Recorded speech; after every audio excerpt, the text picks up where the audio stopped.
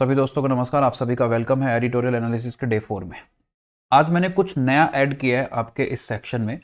ये जो वोकैब है ना, ये मुसीबत होती है, वोकैब याद नहीं रहती। तो जो मैंने आज शुरू किया है ना, इससे शायद वोकैब याद करने में आपकी हेल्प होगी। बाकी तो आप रिव्यू देना मुझे वीडियो देखने के बाद, कमेंट बॉक्स में बताना कि इससे फ़ायदा होगा या नहीं होगा। अगर होगा तो मैं इसे आगे कंटिन्यू करूंगा, अदरवाइज इसे रोक देंगे अपन। तो पहले अपन वोकैब पढ़ेंगे, एडिटोरियल पढ़ेंगे, उसके बाद फिर 2 पैरा जंबल करेंगे और फिर अपन एक आरसी पे काम करेंगे। ठीक है बच्चा पार्टी, तो शुरू करते हैं। जितने भी बच्चे हमारे साथ नए हैं सभी का वेलकम है भाई, और जो बच्चे हमारे साथ देख रहे हैं लगातार, वीडियो को लाइक और शेयर करते रहिएगा। पहला वर्ड लिखा रिवैम्प। रिवैम्प एक वर्ब है और इसका मतलब है रेनोवेट करना, चेंज करना, कुछ अच्छा करने के लिए। जैसे आप अपनी तैयारी कर रहे हो, आपने कुछ नया ऐड किया अपनी तैयारी में, आपने अच्छा करने की कोशिश की, वो रिवैम्प किया। ठीक है। एक वर्ड लिखा बैनाल। बैनाल का मतलब है जो इंटरेस्टिंग ना हो, जो कॉमन हो, जो कहीं भी अवेलेबल हो जाए, बेसिक सा है, जिसकी कोई कीमत नहीं है खास। ट्रिवियल एक वर्ड जानते होंगे आप, ट्रिवियल, तुच्छ, एडजेक्टिव के जैसे काम करता है। ठीक है। और इसे हम यूज कर सकते हैं नाउन के फॉर्म में भी।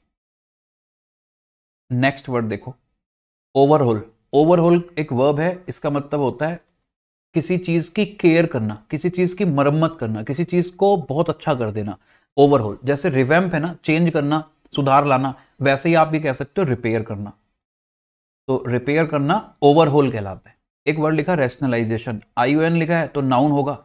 जिन वर्ड्स के एंड में ION, TY, NESS, ERY, ANCE, ENCE, PER, RED, red, ये IOSN लिख सकते हो, MENT, ये सब आते हैं। ये सारे सफिक्सेस हैं और इनसे पता लगता है, ये सारे सफिक्सेस नाउन की पहचान बताते हैं कि ये नाउन है। क्लियर। तो यहाँ ION लिखा है तो ये नाउन होगा। रेशनलाइजेशन का मतलब क्या होता है? एक वर्ड है रेशनल, RATIONALE, रेशनल। रेशनल का मतलब होता है लॉजिक, नाउन है ये। लॉजिक, प्रिंसिपल, सिद्धांत, प्रिंसिपल, सिद्धांत। ठीक है। तो रेशनलाइजेशन का मतलब क्या होता है? एक तो ये होता है कि किसी चीज को आप बहुत अच्छा कर रहे हो, इफेक्टिव बना रहे हो। तो पहला तो ये लिखा, the process of making something more effective. दूसरा क्या है? आप कोशिश कर रहे हो किसी रीजन को जानने की। जैसे यहां लिखा, an attempt to find reasons for behaviour और डिसीजन। मतलब कोई डिसीजन है और उसमें क्या करें क्या नहीं करें, उसके पीछे जो रीजन है उसे जानने की कोशिश कर रहे हो, रेशनलाइजेशन। मतलब किसी चीज को अच्छा बनाने की कोशिश कर रहे हो आप, दैट्स इट, ये है रेशनलाइजेशन। नेक्स्ट वर्ड लिखा अपने सामने रेजिक। बहुत इंपॉर्टेंट वर्ड है आप सबके लिए, रेजिक। रेजिक का मतलब होता है चीजों को वापस से ऑर्गेनाइज करना। मतलब जैसे कोई चीज खराब पड़ी है और उसे आपने वापस से ठीक करने की कोशिश की, है ना। री इक्विप कह सकते हो, री अरेंज कह सकते हो। ये लिखा रीअरेंज, ऑर्गेनाइज करना अलग तरीके से। स्पूक का मतलब है किसी को धमकाना। अब धमकाने के लिए फ्राइटन याद रखना, फ्राइटन वर्ब का बेस फॉर्म है। ये बेस फॉर्म है, ये भी वर्ब था, ये भी वर्ब है। वर्ब का बेस फॉर्म है फ्राइटन्ड। इसमें जब आप ईडी लगाओगे तब ये बनेगा सेकंड फॉर्म और थर्ड फॉर्म। तो कई बार ना फ्राइटन में EN नजर आता है तो हम इसे सेकंड फॉर्म और थर्ड फॉर्म मान बैठते हैं। सेम एक वर्ड है वीकन, WEAKEN, ये भी थर्ड फॉर्म के जैसा नजर आता है, जबकि ये वर्ब का बेस फॉर्म है। वीकंड इसका सेकंड फॉर्म होगा, ED लगाना पड़ेगा। ठीक है। ऐसे वर्सन है, WORSEN, वर्सन, ये भी वर्ब का बेस फॉर्म है। और WORSE, ये एक एडजेक्टिव है, कंपैरेटिव डिग्री है ये इसका, बैड का। इसका सुपरलेटिव क्या होता है? Worst, WORST, worst. क्लियर भाई। तो रेजिक मतलब अरेंज करना, किसी चीज को एक नए तरीके में रीअरेंज करना। स्पूक मतलब डराना धमकाना। डेलिब्रेशन क्या होता है? डेलिब्रेशन, डेलिब्रेशन का बेसिक सा मतलब अगर आप देखोगे ना तो इसका मतलब है डिस्कशन। जैसे मैंने आपने डिस्कशन करके कुछ नया किया कि भाई इस काम को करते हैं, तो ये है डेलिब्रेशन। ठीक है। किसी डिसीजन लेते टाइम डिस्कशन जो करते हैं अपन, उससे हम डेलिब्रेशन कहते हैं। 2 मीनिंग लिखे, एक तो डिस्कशन हो गया, दूसरा quality of being very slow and careful. मतलब वही केयरफुल होना, कोई भी एक्शन लेने से पहले सोच समझ के, सावधानी। एक्सपेडाइट तो जानते होंगे, किसी चीज का ऊपर बढ़ना, आगे बढ़ना, है ना। आपने अपनी तैयारी को तेज कर दिया, बहुत जल्दी आगे बढ़ा दिया, एक्सपेडाइट कहलाता है वो। नेक्स्ट वर्ड देखो, नेक्स्ट वर्ड लिखा डिदर। बड़ा इंपॉर्टेंट वर्ड है डिदर। डिदर, ये सब न्यूज़पेपर के वर्ड्स हैं, आज के न्यूज़पेपर के। डिदर, डिदर का मतलब क्या होता है? मतलब आप किसी चीज को डिसाइड नहीं कर पा रहे हो, आप डिलेमा में हो, कंफ्यूज हो चुके हो। To be unable to decide something, hesitate होना, बहुत अच्छा वर्ड लिखा है इधर, हेजिटेट होना, डिदर। तो जब भी हेजिटेशन वाला पॉइंट आता है तो डिदर को एक बार याद कर लीजिएगा। Hold off, O double F जहां जहां आता है इसका मतलब होता है किसी चीज से अलग होना, बंद कर देना, किसी चीज को बंद, जैसे स्विच ऑफ, जैसे अपन पुट ऑफ यूज करते हैं, कॉल ऑफ यूज करते हैं मीटिंग को खत्म करने के लिए, ऐसे होल्ड ऑफ। होल्ड ऑफ का मतलब है पोस्टपोन करना किसी चीज को, किसी काम को पोस्टपोन कर देना। पोस्टपोन कर दिया अपन ने, होल्ड ऑफ। होल्ड ऑन क्या है, थामे रखना। अब उसे होल्ड ऑन पकड़ के रखना भी होता है, होल्ड ऑन मतलब उस पर टिके रहना भी होता है। तो होल्ड ऑफ मतलब है पोस्टपोन करना। जैसे she decided to hold off on her vacation for a while longer, मतलब बाद में करेंगे इस चीज को। नेक्स्ट वर्ड लिखा रेमिफिकेशन, अगेन इंपॉर्टेंट वर्ड है रेमिफिकेशन। रेमिफिकेशन का मतलब क्या होता है, मतलब आपने कोई काम किया, कोई डिसीजन लिया, उसके जो रिजल्ट आते हैं, उसकी वजह से जो रिजल्ट आए, उनमें से कोई एक रिजल्ट, मतलब मुश्किल सा रिजल्ट, कॉम्प्लिकेटेड, अनएक्सपेक्टेड, जो आपने सोचा नहीं था। भाई आपने 10 मॉक टेस्ट दिए, आपने सोचा कि हमारे मार्क्स बहुत अच्छे आएंगे, लेकिन किसी एक मॉक टेस्ट में मार्क्स कम आ गए, तो जो आपने नहीं सोचा वो हो गया, वो है रेमिफिकेशन। ठीक है, तो रिजल्ट आप इसे सीधा कह सकते हो, किसी चीज का रिजल्ट जो अनएक्सपेक्टेड था, जो नहीं हो सकता था, कुछ ऐसा। नेक्स्ट वर्ड लिखा कैप्रीशियस। कैप्रीशियस बेसिक वर्ड है, हाई फ्रीक्वेंसी वर्ड है, बहुत बार आता है। ठीक है, तो कैप्रीशियस का मतलब क्या होता है, जो अनप्रेडिक्टेड था, जो मतलब आप बता नहीं सकते थे कि ऐसा हो सकता है, वो हो गया। जैसे changing behaviour suddenly in a way that is difficult to predict, जिसे आप बता नहीं सकते। We have had very capricious weather lately, मतलब ऐसा वेदर जिसे हम प्रेडिक्ट नहीं कर सकते थे। हमें लगा कि ठंड नहीं पड़ेगी लेकिन पड़ गई, हमें लगा पड़ेगी लेकिन नहीं पड़ी, ऐसा। यहाँ हैव हेल्पिंग वर्ब है, और हैव के साथ वर्ब की थर्ड फॉर्म आती है, तो ये हैव का थर्ड फॉर्म है। फ्लरी का मतलब क्या होता है, एक टाइम पर एक के बाद एक के बाद एक कुछ होना। जैसे आपने कोई काम किया एक के बाद एक के बाद एक, तो वो फ्लरी ऑफ वर्क्स हो जाएगा उधर।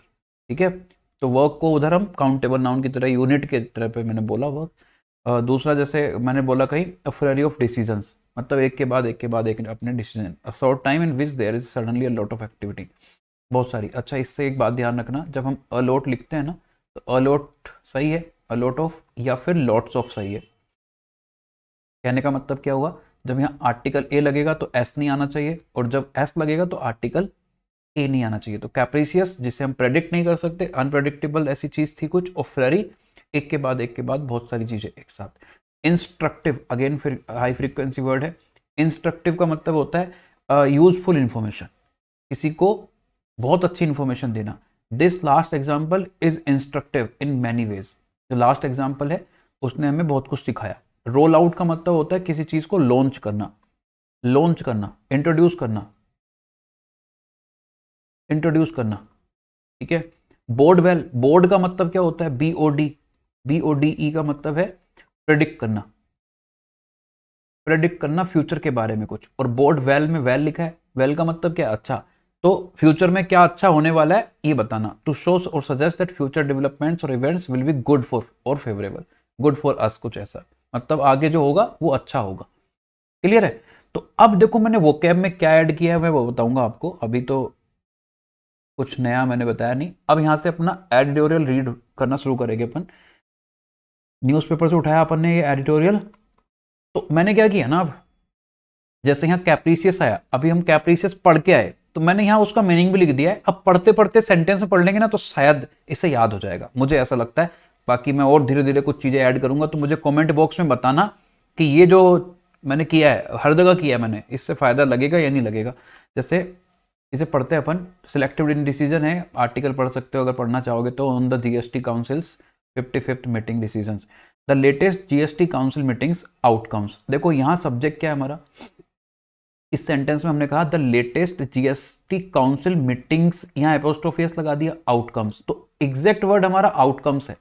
भाई अगर मैं कहीं लिखता हूँ बच्चा पार्टी नैनाज कार, तो सब्जेक्ट कौन है मेरा, नैना सब्जेक्ट है या कार सब्जेक्ट है, कार सब्जेक्ट है। तो आउटकम्स, आगे लिखा आउटकम्स सिग्नल, सिग्नल सिग्नल करता है, क्योंकि ये प्लूरल वर्ड है तो अपन ने यहाँ सिग्नल प्लूरल लिखा, ये सिग्नल करता है। कैप्रीशियस अप्रोच, कैप्रीशियस जिसे हम प्रेडिक्ट नहीं कर सकते, अभी हम पढ़ के आए, डिफिकल्ट टू प्रेडिक्ट, तो ऐसी अप्रोच जो डिफिकल्ट थी प्रेडिक्ट करने के लिए, हमने सोचा नहीं था, मतलब ऐसा। आओ सरकार शुरू करते हैं। तो शायद इससे वो कैब जल्दी याद हो जाए। जैसे रेनोवेट, रिवैम्प पढ़ के आए तो रिवैम्प का मैंने यहीं लिख दिया है, पढ़ तो लिया अपन ने, यहाँ भी पढ़ लेंगे, 2 बार पढ़ के सेंटेंस में समझ में आ जाएगा तो फिर हम भूलेंगे नहीं, शायद मुझे ऐसा लगा। Well into the 8th year of India's revamped indirect tax regime. क्या बोला, 8th ईयर में है हम, इंडिया के रिवैम्प मतलब रेनोवेट किया गया इनडायरेक्ट टैक्स रिजीम में। The apex body governing the system met last Saturday and unveiled a flurry of decisions। flurry of decisions, बहुत सारे डिसीजन एक के बाद अनवील किए, इंक्लूड करते हुए some rate changes and clarification, कुछ रेट चेंजेस और clarification, that were punctuated by some broader issues it chose to kick down मतलब किसी चीज को नीचे ले आना, किक डाउन द रोड, जो नीचे लेके आए थे कुछ ऐसा। देखते हैं आगे क्या है। That the GST council with the center and states on board had to wait। अब देखो क्या है यहाँ, जो जीएसटी काउंसिल है had to wait, सीधा पढ़ेंगे अपन, GST council had to wait for its 55th gathering to figure out solution find करना, that it needed to clarify that pepper and raisins supplied by farmers, gift vouchers and penalties levied on borrowers by banks and non-banking finance companies are not taxable is instructive अभी पढ़ा अपन ने, useful information. तो पूरे इसमें क्या किया हमने, India का जो revamp renovated indirect tax regime है उसका 8th ईयर है। बाद में अपन ने बोला जो एपेक्स बॉडी है उसने बहुत सारे डिसीजन को अनवील किया जिसमें कुछ रेट चेंजेस थे और क्लैरिफिकेशन थे। उसके बाद अपन ने बोला क्या, जो जीएसटी काउंसिल है had to wait for its 55th gathering to figure out that it needed to clarify, जो इसे क्लैरिफाई करने की जरूरत थी, इसे वेट करना पड़ा किस चीज का, 55th गैदरिंग का सॉल्यूशन पाने के लिए। That paper and resin supply by farmer के द्वारा जो पेपर और रेजिन सप्लाई होता है, गिफ्ट वाउचर और पेनल्टीज लेविड ऑन बोरोवर्स, जो बोरोवर्स पर पेनल्टी लगती है वो, by banks and non banking finance companies are not taxable, वो टैक्सेबल नहीं है, इज इंस्ट्रक्टिव। ये जो पूरी इंफॉर्मेशन थी कि जो अब इसने पाया वो इंस्ट्रक्टिव है, वो यूजफुल इंफॉर्मेशन। क्लियर। अब अगर मैं आपसे ये पूछूं कि इज का सब्जेक्ट कौन है, यहाँ इज ये किसके लिए आ रहा है, कल को पेपर यहाँ आर लिख के दे दे तो फिर जैसे आर नॉट टैक्सेबल लिखा तो फिर ये इज किसके लिए आया। तो देखो अपन ने बोला कि यहां से that the GST council with centre and states on board had to wait that it needed to clarify that paper and resin supplied by farmers, gift voucher and penalties levied on borrowers by bank and non banking finance company are not taxable, ये सारी चीजें taxable नहीं है। तो ये पूरा जो statement है इसे अपन ने स्टेटमेंट बना दिया, स्टेटमेंट है ये पूरा, इज इंस्ट्रक्टिव। तो इज आ रहा है स्टेटमेंट के लिए, तो कई बार हम घबरा जाते हैं कि ये इज कहां से आ गया। तो इससे क्या हुआ, देखो वोकैब सारी अपनी रिवाइज हो गई, याद भी हो गई होगी आपको। Similarly the switch to a 3-tiered levy for something as banal as popcorn, banal मतलब कॉमन, जैसे पॉपकॉर्न कहीं भी मिल जाता है ऐसे। डेस्पाइट द रेशनल मतलब लॉजिक, प्रिंसिपल अभी बताया था, of taxing sweetened varieties, sweeten मतलब मीठा करना, मतलब अच्छा करना, more in the name of health after all these years is worrying. क्या बोला इसने, सिमिलरली जो switch to 3-tiered levy for something as banal as popcorn, मतलब इतना ही कॉमन है जितना कि एक popcorn. Despite the rationale of taxing sweetened varieties more in the name of health, health के नाम पे जो ये taxing sweetened varieties है उसका जो लॉजिक है उसके बावजूद भी after all these years is worrying, ये चिंता की बात है। क्या, such moves neither reflect, ऐसे moves ना तो reflect करते हैं well अच्छा on the center's claims, centre के क्लेम को लेकर, around its hurried July 2017 roll out launch that the GST is a good and simple tax। क्या बोल दिया इसने कि जो GST है जो आपने 2016-17 में रोल आउट किया मतलब लॉन्च किया, ये जल्दबाजी में था, इसने ना तो ऐसे मूव्स ने ना तो अच्छा दिखाया सेंटर के क्लेम्स को लेके, और nor does it bode well for a meaningful overhaul of its multiple and complex rate structure through a long delayed rationalisation exercise. ना ही इसने ओवरहॉल मतलब मरम्मत की, रिपेयर किया इसने, मतलब जो हमने ना तो इसने जो सेंटर के क्लेम थे वो रिफ्लेक्ट किए, वो दिखाया, और ना ही इसने कुछ अच्छा प्रेडिक्ट किया, ना उससे अच्छा कुछ निकल के आया। तो इस पूरे पैराग्राफ को अगर अपन को समराइज करना है, अब मैं आपको समराइज करना भी सिखाऊंगा धीरे धीरे, जैसे मुझे अगर इसे पूरा समराइज करना है तो क्या लिखूंगा मैं इसमें पहला पॉइंट क्या था कि इस वाले पार्ट को, ऐसे जो मूव्स हैं इन्होंने ना तो रिफ्लेक्ट किया वेल, ना तो अच्छा रिफ्लेक्ट किया इन्होंने, पहला पॉइंट। दूसरा, इसका जो जल्दबाजी में जो जीएसटी लेके आए थे कि गुड और सिंपल टैक्स है, ना तो इसने मीनिंगफुल मरम्मत की किसी चीज की, मतलब इसने किसी भी तरह का स्ट्रक्चर जो था कॉम्प्लेक्स और मल्टीपल रेट्स का, इसे किसी भी तरीके से रिपेयर नहीं किया। तो इसने, ऑथर क्या कहना चाहता है, जीएसटी खराब है, अभी तक ऑथर ने ये बोला, मतलब क्रिटिसाइज कर रहा है। यहां से वो टोन पूछेगा आपसे कि इसकी टोन बताइए क्या है, तो टोन क्रिटिकल हो सकती है, क्रिटिसाइज कर रहा है वो इसे। तो बहुत सारे वर्ड्स आएंगे आगे, टोन भी समझाऊंगा मैं आपको धीरे धीरे, अभी उसमें नहीं घुसते। That the council also did not bother to consider initial recommendation of a ministerial panel task with raising. Raising का मतलब क्या था, नीचे भी लिखा है, पढ़ लो आप, ऑर्गेनाइज करना, अलग तरीके से रीअरेंज करना।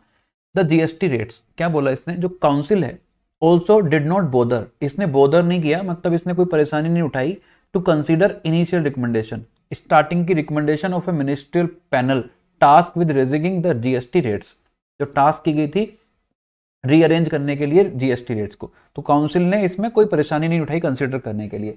नॉट टेकअप ऑफ पैनल्स, अब देखो टेकअप क्यों लिखा अपन ने, टू के साथ, to consider to take up, not take up of panels suggestions, ना ही इसने पैनल के सजेशन लिए। To review life and health insurance policies, life और हेल्थ इंश्योरेंस पॉलिसीज को हमने मर्ज कर दिया है आर्टिकल में, इसे रिव्यू करने के लिए ना सजेशन लिए।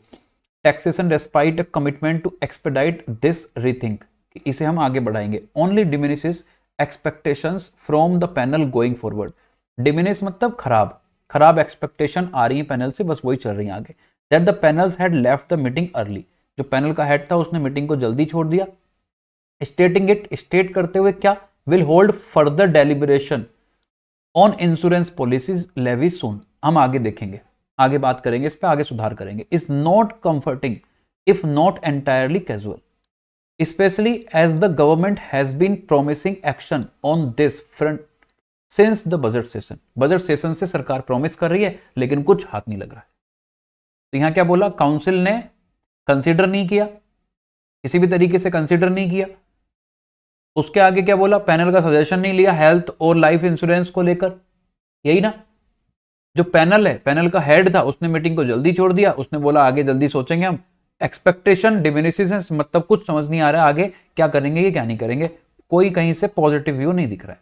नेक्स्ट देखो, द डिदरिंग, डिदर का मतलब क्या, अब जैसे अब याद नहीं आएगा, नीचे से पढ़ लो आप, इससे याद हो सकता है। हेजिटेटिंग मतलब किसी काम को करने में समझ नहीं आ रहा, मतलब मुसीबत कोई असुविधा है, कर नहीं पा रहे। और whatever reason is beginning to hurt the industry too, चाहे कोई भी रीजन हो, वो इंडस्ट्री को भी वो खराब करने वाला है, परेशान कर रहा है। क्या, in November new life insurance business tanked for the first time this year as consumers held off on buying a cover in anticipation of a GST cut, GST cut के एंटिसिपेशन में कवर, वो को cover मतलब जैसे life insurance पे cover होता है, वो उसकी बात कर रहा है वो, उसे खरीदने पर लोग उससे दूर रहे, पोस्टपोन कर दिया कि बाद में देखेंगे। The longer this indecision and the feet dragging, feet dragging जैसे पैर को ड्रैग करते हैं ना, मतलब चीज रुक गई है, सही सही नहीं चल रही है। On the broader rate rationalisation plan, rationalisation अभी पढ़ाई तो मैंने आपको, इफेक्टिव करना किसी चीज को। Launched over 3 years ago, persist the words will be the implications on consumption that has already turned tentative and private investment plans that hinge, hinge आया था पिछली क्लास में कहीं। hinge का मतलब होता है दो चीजों को एक जगह करना, जैसे डोर का hinge होता है, दो चीजों को एक जगह करने वाला। On consumption as well as tax certainty, तो क्या बोला अपन ने यहाँ, the words will be implication on consumption that has already turned tentative and private investment plans that hinge on consumption as well as tax certainty. तो उम्मीद कर रहा हूं आपको क्लियर हो रही होंगी चीजें, बहुत आसान है, इंग्लिश को मेन वर्ड पे पढ़ना है। काउंसिल का जो डिसीजन है to reverse an October verdict, October के वर्डिक्ट को रिवर्स करने का, of the Supreme Court letting reality players claim input tax credits on cost of construction. जो काउंसिल का डिसीजन है अक्टूबर के वर्डिक्ट को रिवर्स करने का, of the Supreme Court letting reality players claim, जो लेटिंग रियलिटी मतलब जो रियलिटी प्लेयर्स हैं उन्हें क्लेम करने दो, क्या, करने दो मतलब लेटिंग लिखा है इसलिए बोला मैंने। Input tax credits on cost of construction for commercial structures intended for renting और leasing purposes.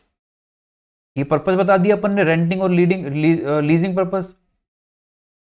Will also have ramification, ramification अभी पढ़ाया मैंने आपको, on India's investment climate with legal changes to take retrospective. Retro का मतलब होता है past और रिस्पेक्ट मतलब होता है देखना, पास्ट के बारे में देखना, जो पास्ट में इफेक्ट हुआ है उसका।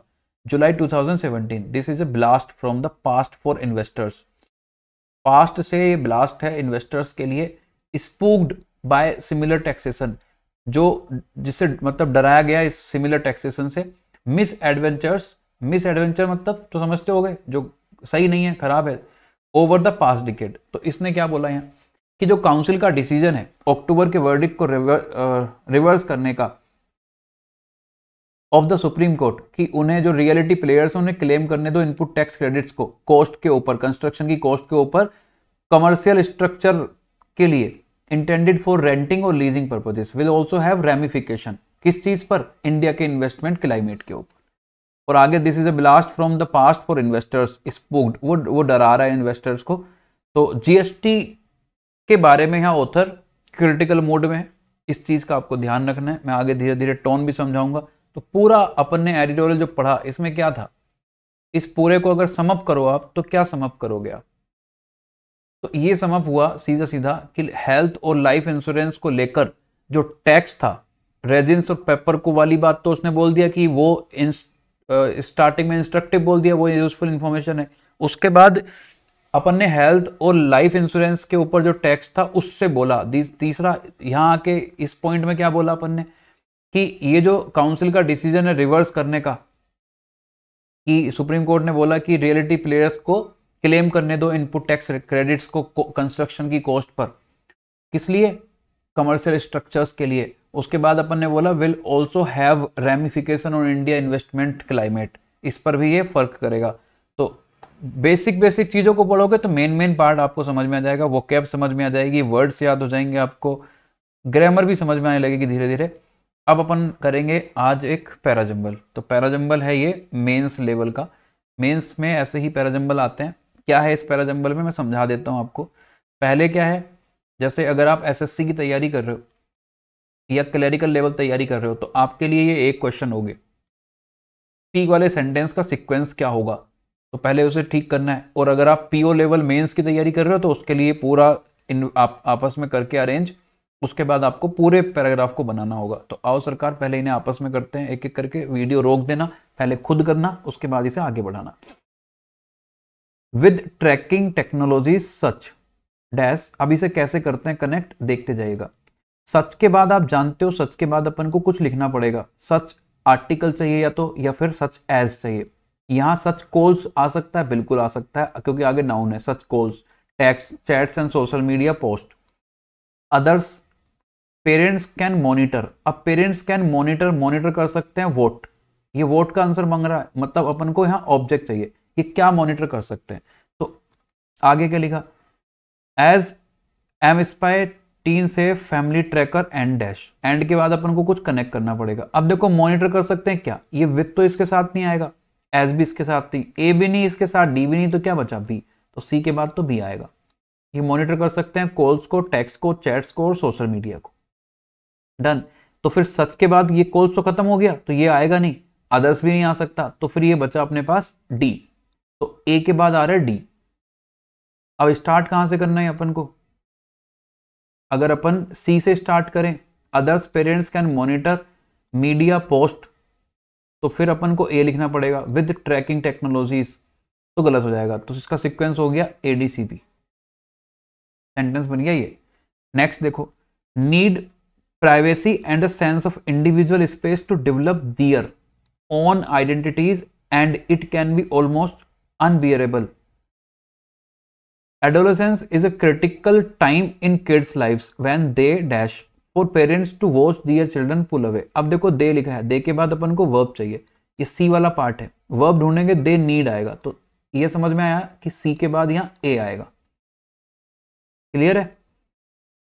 बी खत्म कर रहे हैं अपन किस चीज से, अनबियरेबल से, यही वाला ना बी वाला पार्ट, अनबियरेबल से खत्म कर रहे हैं। अनबियरेबल किसके लिए? पेरेंट्स के लिए, तो बी के बाद डी आ रहा है। इस तरीके से बना क्यू का सीक्वेंस। ऐसे आर का देखते हैं आप। अगर आप अभी भी देख रहे हो लगातार तो रुक के पहले बना लेना, फिर आप चेक करना भाई आगे। Regularly delivers terrifying click bait headlines of abduction and danger to the modern media which many experts support the tracking of children and attribute this shift। this shift के बाद अगर अपन किसी को कनेक्ट करें, this shift के बाद to the modern media connect हो सकता है। which के बाद वर्ब चाहिए, which के बाद वर्ब यहां भी नहीं है, यहां भी नहीं है, तो सी के बाद ए आ रहा है, सी के बाद ए आया। रेगुलरली डिलीवर करती है जो टेरिफाइंग क्लिक बेट, ठीक है। Headlines click bait headlines of abduction and danger, D अगर अपन यहां लगाते हैं, डी कह रहा है many expert support the tracking of children attribute this shift to, तो डी के बाद सी आएगा, ये बनेगा सीक्वेंस बच्चा पार्टी, क्योंकि वो एट्रीब्यूट करते हैं इस शिफ्ट को कहां तक? टू द मॉडर्न मीडिया, तो डी के बाद सी आएगा, डी सी ए भी बनेगा ये देखते हैं। Tools present parents new digital spy with the quandary but these. अब जैसे बट दीज है, दीज के बाद क्या लिखेंगे इनमें से? दीज न्यू डिजिटल स्पाई, क्योंकि और तो कुछ आ नहीं सकता, दीज टूल्स आ सकता है अगर अपन डी के बाद ए लिखते हैं। But these tools present parents, D के बाद ए और डी के बाद अगर बी लिखते हैं अपन, but these new digital spy tools, D B A ऐसे लिखेंगे ना, स्पाई विद अ क्वेंडरी, ये होगा सही। डी के बाद ए नहीं, डी बी ए सी सही होगा। Parents to infiltrate the dark corners of their children's personal lives, there is good evidence that snooping does more harm than good but as tempting as it may be. Four के बाद four parents हो जाएगा, D के बाद ए आ गया, clear है? D के बाद ए आ गया। डार्क कॉर्नर्स किसके हो सकते हैं? Of their children's personal lives हो सकते हैं, बिल्कुल। सी में क्या है? एविडेंस, कॉर्नर्स एविडेंस कनेक्ट नहीं होगा, तो कॉर्नर्स ऑफ दियर, इसके कॉर्नर हैं, तो बी आ गया। ये बनेगा बच्चा पार्टी सीक्वेंस सबका। क्लियर है? सबका एक एक क्लियर हो गया। अब अपन करेंगे इस पूरे को अरेंज, इनमें से एक सेंटेंस बाहर निकलेगा, उस सेंटेंस को बाहर निकालेंगे अपन। तो वो सेंटेंस कौन सा हो सकता है वो अपन आप चेक करते हैं। इस सेंटेंस में, पहले वाले सेंटेंस हमने क्या बोला कि पेरेंट्स कंट्रोल कर सकते हैं कॉल को, चैट को, ठीक है, मॉनिटर कर सकते हैं। मतलब क्यों में क्या बोला अपन ने? क्यों में अपन ने बोला कि इन्हें जरूरत है when they need privacy and a sense of individual space to develop their own identities and it can be almost unbearable। तो इसमें अपन ने उनकी प्राइवेसी का जिक्र किया।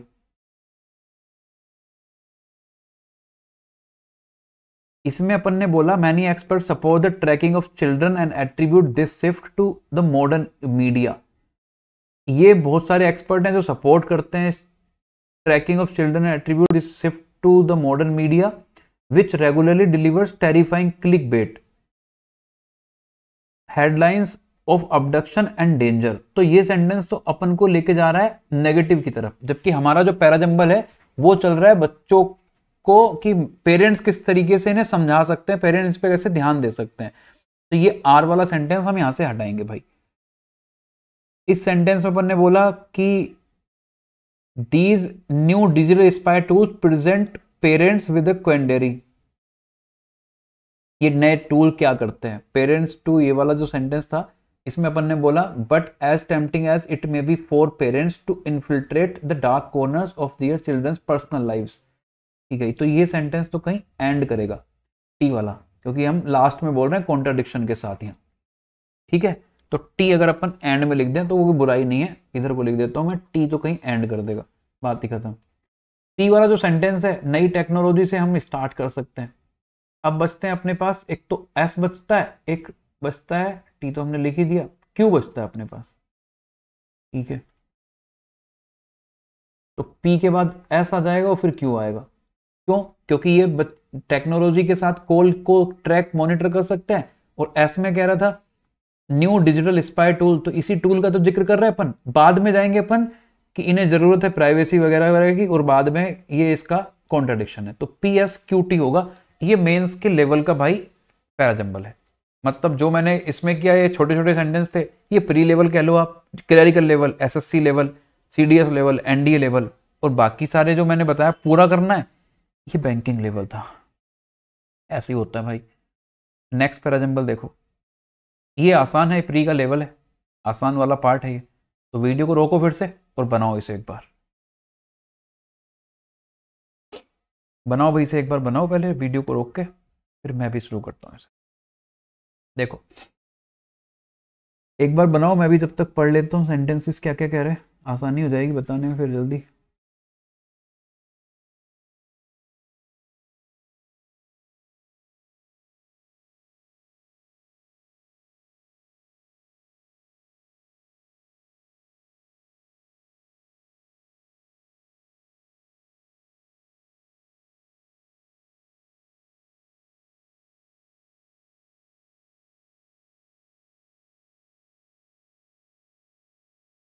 देखो क्या कह रहा है, the two are giants of the local economy movement.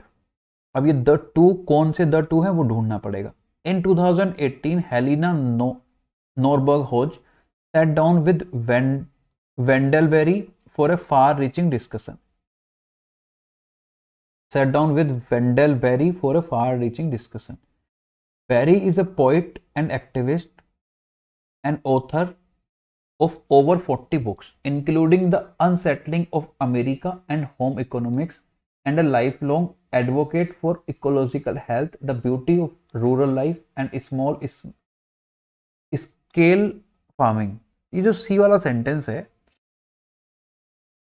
ये सी वाला सेंटेंस अपन अगर शुरू करते हैं, मतलब यहां से अपन कहानी को शुरू करते हैं, तो समझने की कोशिश करना।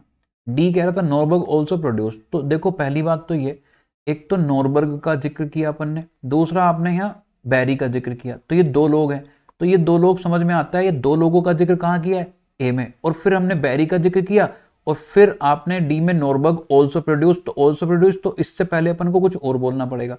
तो ऑब्वियस सी बात है बी के बाद ए आएगा, समझना वैसे आप, बी के बाद ए आएगा, और सी से अपन शुरू कर रहे हैं, बैरी इज ए पॉइंट ऐसे बोल रहा है। उसके बाद अगर अपन चलते नीचे, लाइकवाइज नॉरबर्ग होज फाउंडेड लोकल फ्यूचर्स, तो इस ई के बाद डी आना चाहिए, क्योंकि नॉरबर्ग ने क्या किया ये बताया, और इसने ऑल्सो लिखा अपन ने। ऑल्सो वाला सेंटेंस तो बाद में आ गया, पहले भी किसी वीडियो में आया ये पॉइंट, बैरी इज ऑल्सो। अब देखो ऑल्सो वाला सेंटेंस यहां भी था, तो एफ आ जाएगा किसके बाद, इस सी के बाद। तो सी के बाद एफ आ गया, मैंने यहाँ आंसर भी लिख दिया है भाई। बी और एक जगह था, सी और एफ आ गया ऑल्सो की वजह से एक साथ, ई और डी आ गया ऑल्सो की वजह से एक साथ।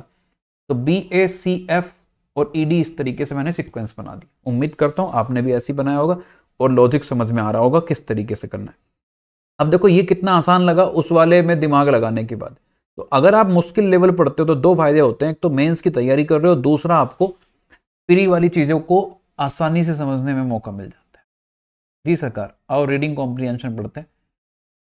मोस्ट क्लाइमेट डिजास्टर्स, ज्यादातर climate disasters, predictable surprises disasters that people armed with evidence knew were coming, but that decision makers and other bystanders ignore or downplayed. क्या बोला, बहुत सारे जो क्लाइमेट डिजास्टर्स हैं वो प्रेडिक्टेबल होते हैं, सरप्राइजेस डिजास्टर्स होते हैं जो people armed with evidence new, मतलब जिन्हें लोग बहुत अच्छे से जानते हैं, पूरे सबूत एविडेंस के साथ जानते हैं, वर कमिंग, बट जो डिसीजन मेकर्स हैं और दूसरे बाय स्टैंडर्ड्स हैं वो इग्नोर कर देते हैं, मतलब जाने दो कोई बात नहीं। व्हेन कैटास्ट्रोफी स्ट्राइक्स, जब मुसीबत आती है, official express surprise despite advance warning, advance warning के बाद भी ऑफिशियल्स एक्सप्रेस करते हैं सरप्राइज। परहैप्स, शायद, we may be incapable of dealing with climate change, हो सकता है कि हम इनकैपेबल हो क्लाइमेट चेंज को डील करने में। More likely though that is a false assumption that hides the vital fact, जो इंपॉर्टेंट फैक्ट को हाइड करता है। That we can do far better than we are doing now, जो हम अभी कर रहे हैं इससे कहीं ज्यादा अच्छा कर सकते हैं.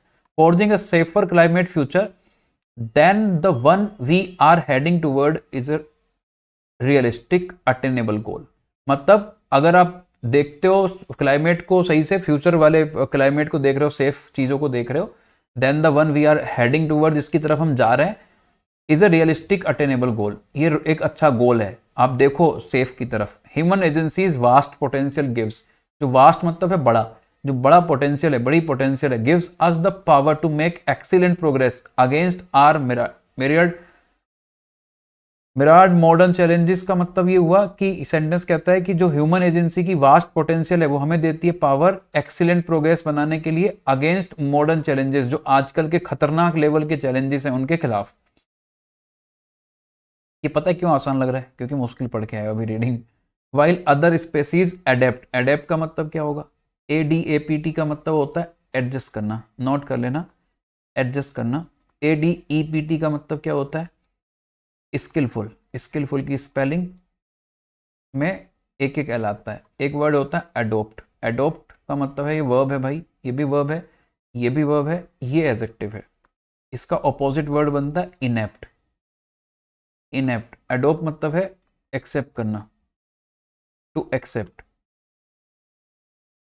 ठीक है. And some go extent.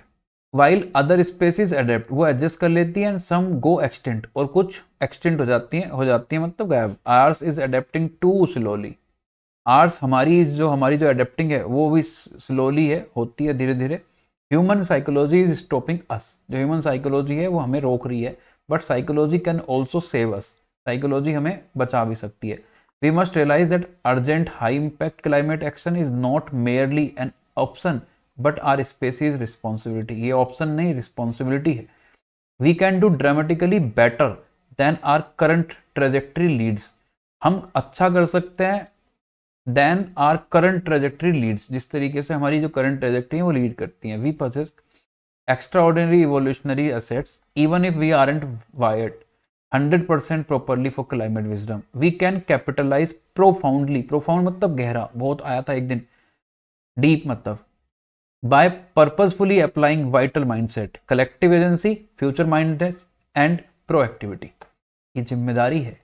ना आसान लग रहा है ना पढ़ते पढ़ते. अब मोटिवेशन और बिहेवियर चेंज करता है revolve around human agency. And productive climate action is no exception. जो प्रोडक्टिव क्लाइमेट एक्शन है वो कोई एक्सेप्शन नहीं है.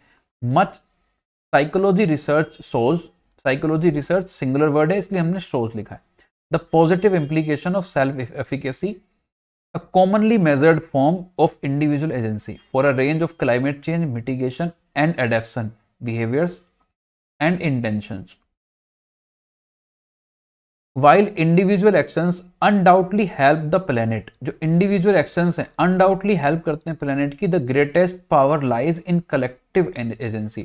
जो सबसे बड़ी पावर है, ये इसमें कोई डाउट वाली बात नहीं है कि इंडिविजुअल के एक्शन planet को हेल्प करते हैं, बट जो ग्रेटेस्ट पावर है वो लाई करती है कहाँ? कलेक्टिव एजेंसी में. The impact can be immense when people come together with a shared purpose. Shared purpose के लिए अगर लोग एक साथ आते हैं. Imagine the collective impact if we engage as a cooperating species determined to address solve करना climate change. We possess climate agency. The World Economic Forum tells us we already have the solution to at least halve emissions by 2030. मतलब हम 30 तक आधा कर देंगे, इसे खत्म कर देंगे, ऐसे भी बहुत इम्पैक्ट कम कर देंगे. Flashed A full-fledged climate agency, though, is more than knowledge and more than feeling empowered.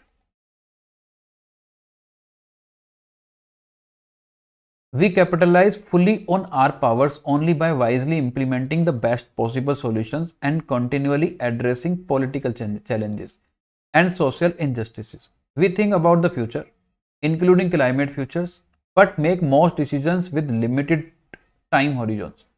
Future mindedness, a feature of responsible decision making, includes thinking ahead, आगे सोचने के साथ साथ, identify long term goals, making predictions and plans, considering multiple future scenarios, and strategically incorporating long term consequences into decision making.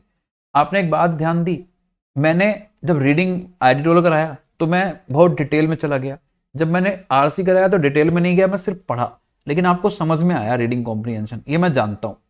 क्यों समझ में आया? क्योंकि मैं इसे पैचेस में पढ़ रहा था। जैसे we capitalise fully on our powers only by wisely implementing the best possible solutions. आपको कहां रुकना है बोलते टाइम, कहां बोलना है, कौन कौन से पैचेस हैं, वो भी आपको आना चाहिए। तो मैंने ये पैचेस इसलिए पढ़े, मैंने समझाने की कोशिश की कि इस तरीके से रीड करना है। हम क्या करते हैं, we capitalise fully on our powers only by wisely implementing the best possible solution and continuously addressing political challenges and social. हम मतलब से पढ़ते जाते हैं, हम रुक ही नहीं रहे कहीं। आप इसी चीज को ऐसे समझो, we capitalise fully on our powers only by wisely implementing the best possible solutions and continually addressing political challenges and social injustice। यही लाइन थी सेम, यही अभी बोली और यही अभी बोली, बस बोलने का तरीका अलग था। आपको समझ में आ गई? आपको ये समझ नहीं आ रहा क्या? जैसे अगर हम कहीं से सेंटेंस उठाएं, future mindness a feature of responsible decision making, नहीं आया समझ में? आ गया। इसी चीज को एक साथ बोलूंगा तो नहीं आएगा। इसलिए आप इस बात का ख्याल रखो कि रीडिंग करते टाइम पैचेस को समझो। Which one of the following statements best captures the sense of the first paragraph? पहले पैराग्राफ में जो अपन ने पढ़ा था, अब ये कहोगे भूल गए होंगे, नहीं भूले हैं, आओ समझते हैं, अपने आप समझ में आ जाएगा। Climate events are unpredictable and often come without warning, गलत है। वो तो कहता है हम जानते हैं, उसके बाद भी अलर्ट नहीं होते। Officials are frequently surprised by climate issues despite having no prior indication. No prior indication या इंडिकेशन है, उसके बाद भी सरप्राइज होते हैं। Climate disasters are often predictable but ignore, highlighting our need for better action and response. यही है, ignore किए जाते हैं। Most climate challenges arise from random occurrence rather than known risk. More current response to climate events is generally effective and well coordinated. तो पहले वाले paragraph में अपन ने यही तो बोला था, हम जानते हैं लेकिन इग्नोर कर देते हैं। कितना तो आसान है। ये देखो इनमें से कौन कौन से सही हो सकते हैं। सही पूछा ना इसने। Suggested by the passage about human psychology and its role in climate action. Climate action में और ह्यूमन साइकोलॉजी के बारे में क्या? Psychology has no impact on climate action whatsoever. जो साइकोलॉजी है वो किसी तरह का इम्पैक्ट नहीं करती है, ये तो गलत है। इम्पैक्ट करती है, बोला था अपन ने। Psychology can help address climate change, सही बात है। साइकोलॉजी हिंडर्स, ये बाधा बनती है motivation for climate related behaviours, सही बात है। उसने दोनों बोला था, साइकोलॉजी हमें रोकती भी है, साइकोलॉजी हमें मोटिवेट भी करती है, बोले थे उसने दोनों, दोनों सही है। What does the passage imply is necessary for effective climate action beyond possessing solutions? पढ़ लो। Relying on technological advancement alone, क्या necessary implement हो सकता है? Ignoring collective efforts, गलत है। Implementing solution with the full sense of collective agency, सही है ना? collective agency पे तो फोकस किया उसने। Addressing only immediate climate concerns without emphasizing short term benefits over, तो उसने बोला कलेक्टिव, उसने बोला ना इंडिविजुअल से फर्क पड़ता है, लेकिन जब एजेंसी एक साथ हो जाएगी तो बहुत मजा आ जाएगा, सब कुछ ठीक हो जाएगा। इसने क्या बोला? Statement best reflect the role of self efficacy. Self efficacy को रोल को इन क्लाइमेट एक्शन कौन सी रहता है? Self efficacy primarily affects climate change adaptation but not mitigation. Self efficacy as a form of individual agency has positive implication for both climate change mitigation and adaptation. ये सही था। उसने भाई जो सेल्फ एफिकेसी है उससे क्या होगा, क्या बताया अपन ने? इंडिविजुअल के हिसाब से अगर चलें तो पॉजिटिव इंप्लीकेशन बताए, किस किस चीज के लिए? क्लाइमेट चेंज के लिए भी और एडेप्शन के लिए भी हम अपने आप को चेंज कर सकते हैं। जहां साइकोलॉजी शुरू किया था अपन ने वहीं से। Motivation and behaviour change are unrelated. Self efficacy is a factor in climate action only if the collective agency is also present. भाई ये होगी तभी होगा सेल्फ एफिकेसी, ऐसा तो नहीं बोला उसने। Research indicates that self has no significant impact, impact तो बोला अपन ने। नेक्स्ट क्वेश्चन देखेंगे आज। एप्रोप्रिएट एंटोनिम क्या होगा? इमेंस का। इमेंस का मतलब क्या होता है ये आपको पता लगाना है। ट्रीमेंडस होता है शानदार, डिमिनिटिव मतलब होता है बहुत छोटा। ट्रेडिशनल तो आप जानते होंगे, फियरफुल डर से भरा हुआ, गेनफुल आगे। तो इमेंस का क्या होता है एंटोनिम? मीनिंग मैंने इन सबके बता दिया आपको, ये कमेंट बॉक्स में आप बताओगे मुझे। कमेंट बॉक्स में मैं देखता हूं यहां तक कौन कौन पहुंचता है, इस वीडियो को पूरा देखते भी हो आप या नहीं देखते हो। कमेंट बॉक्स में इमेंस का इनमें से क्या होगा एंटोनिम, ये आपको मुझे बताना है। जरूर कमेंट करेंगे जितने बच्चे देखते हैं यहाँ तक। तो उम्मीद करूंगा आपको सारी बातें समझ में आ रही होंगी। वो कैब मैंने आपको पढ़ाई, मैं इसका पीडीएफ आपको दे देता हूँ लगातार, एनोटेशन के साथ भी दे देता हूँ, बिना एनोटेशन के भी दे देता हूँ, जाके प्रैक्टिस करिए। और इन सब का टेस्ट भी दूंगा मैं बहुत जल्दी बनवा के आपको अपने ऐप पे। तो मिलता हूँ आपसे कल, फिर से होगी तो आपसे मुलाकात। और कल आपको एक वीडियो नहीं मिला था, उसके लिए माफ़ी चाहता हूँ, कुछ शेड्यूल में बिजी हो गया था। अब आपको ऐसा नहीं होगा, क्योंकि मैं एक दिन पहले वीडियो को रिकॉर्ड करके आपको दे रहा हूँ। तो उम्मीद करूँगा आपको मज़ा आ रहा होगा। वो कैब, एडिटोरियल, पैराजम्बल और भी सारी चीज़ें इसमें आएंगी। आप चाहे किसी भी एग्जाम की तैयारी करो, रीडिंग बहुत अच्छी करवा दूंगा मैं आपकी, मेरा वादा रहा आपसे। मिलते हैं अपन कल। गुड नाइट सबको।